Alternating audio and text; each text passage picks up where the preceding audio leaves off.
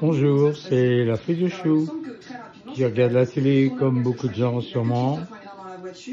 Alors, bon, bien sûr, l'événement du jour, c'est un malfaiteur appelé Sarkozy qui rentre en prison à la santé. Eh ben, ils font beaucoup de tralala pour ça. Et moi, Jean-Claude Meyer, j'y étais aussi à la prison. Et il n'y avait pas tout ça, ni les motards, ni la police, ni même la famille. Alors qu'est-ce qui m'était arrivé? Bon, vous entendez le son là de France Info derrière. Bientôt il va arriver à la santé. Et voilà, donc c'était pendant l'été 1968. J'ai d'abord fait 7 jours de garde à vue, oui 7 sur 10 possibles, dans la prison du commissariat de Strasbourg, qui se trouve, eh bien à sa place il y a un hôtel de luxe maintenant, la rue du Fil où se trouvait au fond là une toute petite rue perpendiculaire à la rue de la Nuée Bleue. La rue du Fil, c'est là où il y avait les cellules. Donc 7 jours de garde à vue, à dormir sur une banquette dure avec une vague couverture, à manger des sandwichs et à être conduit tous les jours presque à la police judiciaire qui, elle, se trouvait du côté de l'Esplanade, dans le centre administratif qui s'appelle toujours Gojo et qui vient d'être rénové. Alors, qu'est-ce que j'avais fait pour mériter ça? Eh bien, bon, en mai 68, évidemment, j'y ai largement participé, étant membre de la jeunesse communiste révolutionnaire. Et comme je me suis pas mal montré, évidemment, la logique de la police, c'est toujours de croire que ceux qu'on voit le plus sont les chefs. C'est une grosse erreur en général. Mais enfin bon. Et donc, une fois que le mouvement s'est tassé, c'était les vacances pour la plupart, et pour moi aussi. Et donc pendant l'été, en juillet ou en août, je ne m'en souviens même pas exactement, une perquisition a eu lieu à mon domicile, un studio à Neudorf. La perquisition, elle avait un prétexte. Il disait, on va chercher des bouquins volés au palais universitaire. Tu parles, Charles. Bon, c'était le prétexte, évidemment. Donc, fouille en règle, ils ont mis tous en dessous et ils ont trouvé quoi? Oh là là, c'était grave, Non, c'était pas des kalachnikovs, ni rien comme ça. C'était des petits papillons de couleur rouge. Bien sûr, c'est rouge, c'était le journal Pas encore, non, je me trompe. C'est après l'été 68 que rouge était le journal de la Ligue communiste. Donc nous, on avait un autre journal qui s'appelait l'Avant-Garde Jeunesse. Voilà, l'Avant-Garde Jeunesse. Mais c'est pas ça qui m'a valu une inculpation et un peu de prison et de garde à vue. C'était des petits papillons qui disaient JCR continue. Oh là là, c'est grave ça, Oui, parce que il faut rappeler que le 6 juin 1968, le Conseil des ministres avait dissous un paquet d'organisations. Alors il y avait toutes les organisations d'extrême gauche, bien sûr, mais aussi l'une ou l'autre organisation d'extrême droite, bon pour faire semblant, évidemment, qui est l'égalité. Bien. Donc, à partir de là, voilà, j'ai perdu ma liberté pendant 2 semaines. 7 premiers jours, je l'ai dit, en garde à vue à la prison rue du Fil et interrogé tous les jours par la PJ. Bon, peu important, peu intéressant. Au bout du 7e jour, conduit entre 2 gendarmes par le train de nuit à Paris. Voilà la prison de la santé. Il va bientôt arriver le malfaiteur en groupe, Voilà. Donc j'arrive à la gare à Paris, encadré par 2 gendarmes, après la nuit entière dans le train. À l'époque, et je crois encore maintenant, peut-être, il y a des trains qui mettaient et qui mettent encore 6 heures la nuit, quoi, des trains de nuit pour Paris. Et là, un quart de gendarmes qui m'emmène du côté de Vincennes à la cour de sûreté de l'État.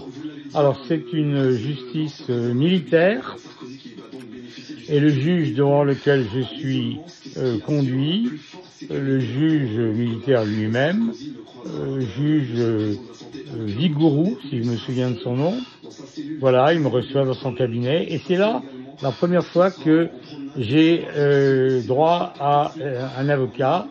Donc c'est l'avocat des JCR, c'est en même temps l'avocat d'Alain Krivine, de quelques autres militants de la JCR qui, comme moi, étaient inquiétés pour le même motif, donc la reconstitution de l'île dissoute.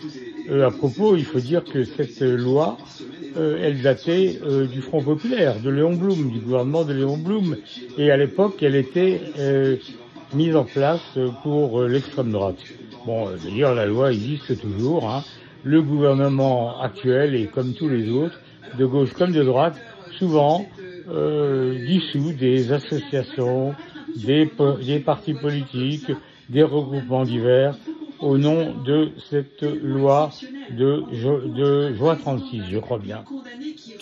Voilà, donc je rencontre mon avocat, maître Yves Jouffat, avocat de la jeunesse communiste révolutionnaire.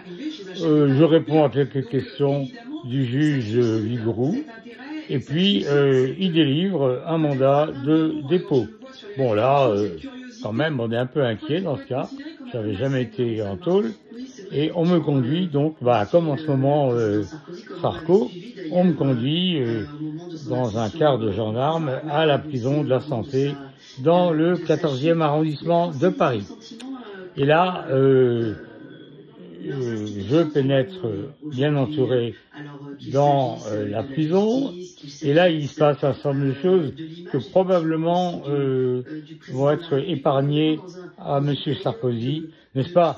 Vous savez, sur les mairies, il y a écrit partout liberté, égalité, fraternité. Bon, la liberté, en prison, c'est fini, sauf la liberté de tourner en rond et de marcher dans une cour pendant 1 heure.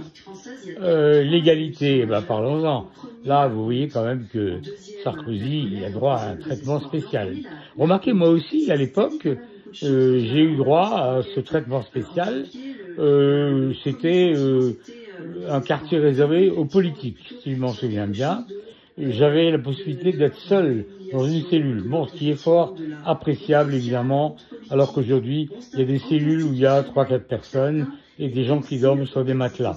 Bon, la tôle était, comme aujourd'hui pour Sarko, 9 mètres carrés, avec tout juste ce qu'il faut, hein, un lit, une banquette, un trou pour les chiottes à la turque. Alors, j'ai vu à la télévision que la prison de la Santé a été rénovée.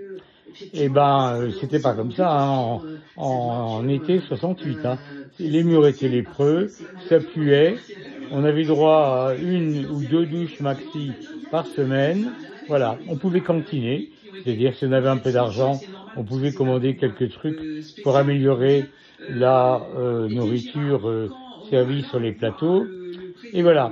Et on pouvait aussi avoir des bouquins. Alors en ce qui me concerne, je me souviens très bien avoir lu le livre de Vladimir Nabokov. Tiens, maintenant ça m'échappe. Lolita de Vladimir Nabokov, qui a donné ensuite un film également. Bien, et puis on s'inquiète, hein, parce qu'on ne sait pas quand on rentre combien de temps on va rester. Voilà, c'est normal. Et puis finalement, j'y suis resté 8 jours. Hein. 8 jours, parce que tous les militants, en tout cas ceux de la JCR, ont été libérés. Donc voilà, il n'y avait plus de charges contre nous. Et ça s'est terminé ainsi. Et du coup, j'ai retrouvé la liberté. Je suis allé voir un cousin qui habitait Paris à l'époque. qui m'a donné un peu d'argent pour ensuite prendre le train et rentrer en Alsace après un petit crochet par un autre cousin germain qui avait une laiterie dans le département de la Meurthe-et-Moselle et qui m'a agréablement reçu. Et puis je suis rentré donc à Strasbourg. Voilà, c'était un été un peu pourri pour moi.